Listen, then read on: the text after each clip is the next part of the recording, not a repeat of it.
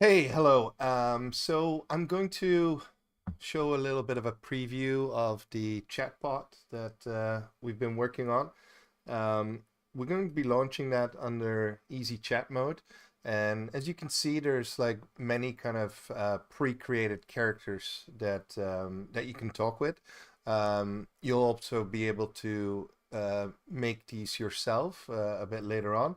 But I'm gonna test this historian here on his facts, and I'm gonna ask him things that I think he won't know. Actually, oops, wrong. Easy chat mode. Load. So yeah, what I want to test him on is some obscure Dutch history. Um, so let's see what he can do. So you can load your environments. I'm gonna pick like a museum.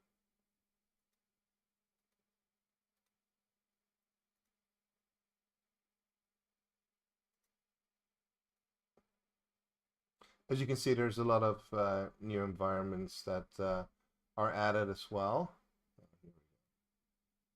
Let's say we take this gallery here.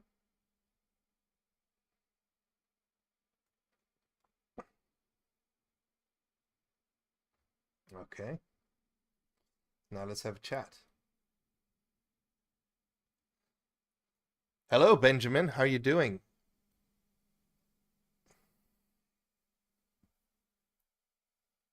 I'm doing quite well. Thank you for asking. How about yourself? What's been on your mind lately? Any particular slice of history catching your interest? Yes, in fact, I want to ask you about Dutch history. Do you know anything about that?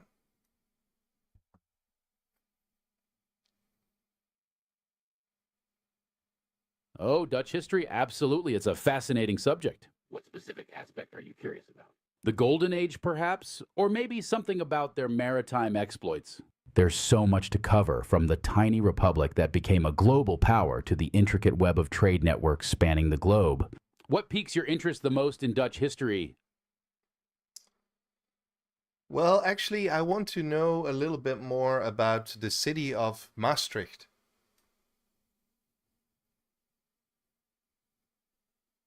Ah, Maastricht. That's a gem of a topic. Did you know Maastricht is one of the oldest cities in the Netherlands? Its history stretches back to Roman times, making it a fascinating blend of cultures and eras. What do you think drew people to settle in Maastricht all those centuries ago? The strategic location along the Maas River certainly played a crucial role, offering both defense and trade opportunities. And there's more. The city has witnessed numerous pivotal moments in European history. For instance, have you ever heard about the Treaty of Maastricht? Signed in 1992, it significantly shaped the European Union as we know it today. But let's not get ahead of ourselves. What intrigues you about Maastricht's past? Is it the architecture, the historical figures, or perhaps something else? Actually, it's something else. It's a festival they have over there called Carnival.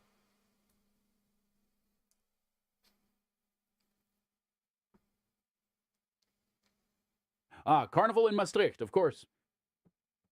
That's an absolutely vibrant and colorful event, bursting with life and tradition. Did you know that the Carnival in Maastricht is not just any festival? It's deeply rooted in the local culture, showcasing a unique blend of historical traditions and modern festivities. The streets become alive with music, parades, and people donning elaborate costumes. What do you think makes such festivals endure through centuries, adapting yet retaining their essence? Maastricht's carnival is particularly interesting because it turns the city into a kaleidoscope of colors where everyone is invited to join the dance of camaraderie and celebration. It's a time when social norms are flipped on their head. A king chosen among the citizens reigns over the city for these festive days. How do you suppose communities benefit from such deeply ingrained traditions like carnival? Well, they definitely drink a lot during Carnival, so I guess it's good for the economy.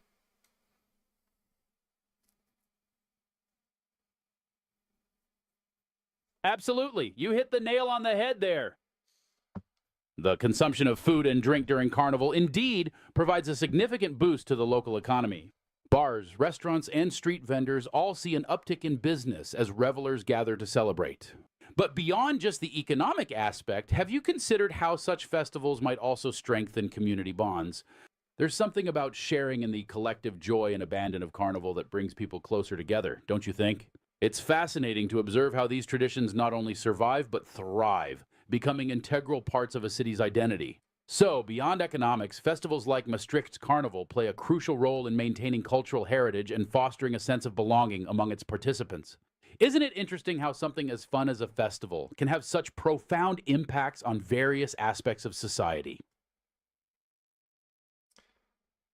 Yes, indeed. Can you tell me something about the main square where the festivities take place?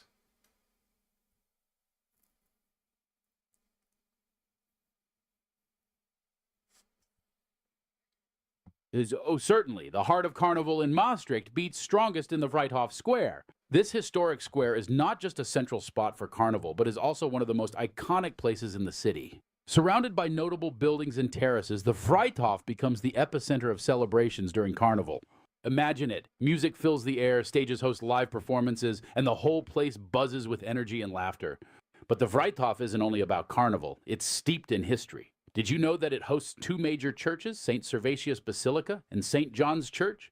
These landmarks add a dramatic backdrop to the festivities, blending historical solemnity with modern-day merrymaking. What do you think about celebrating a festival like Carnival against such a historically rich backdrop? Does it add to the experience for you? No, not really. Never really kind of thought about that. But what I do wonder is why a Prince Carnival is chosen during those days.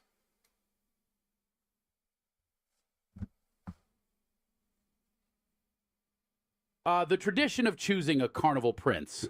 That's a fascinating aspect indeed. The practice of selecting a prince carnival is deeply symbolic and plays a pivotal role in the festivities. He's essentially the embodiment of the carnival spirit, leading the celebrations and ensuring that joy and revelry spread throughout. But why a prince, you might wonder? Well, it harks back to medieval times when festivals would often mock or invert the social order for a brief period. Choosing someone from among the citizens to rule over the festivities is a nod to this tradition of turning everyday norms upside down. It's all in good fun, but it also allows for a temporary escape from reality, where everyone can indulge in merriment under the benevolent reign of their chosen prince. What do you think about this tradition? Does knowing its historical roots change how you view it? Yes, for sure. The other thing I was wondering about is why do the carnival dates always differ each year, and how long carnival is celebrated for?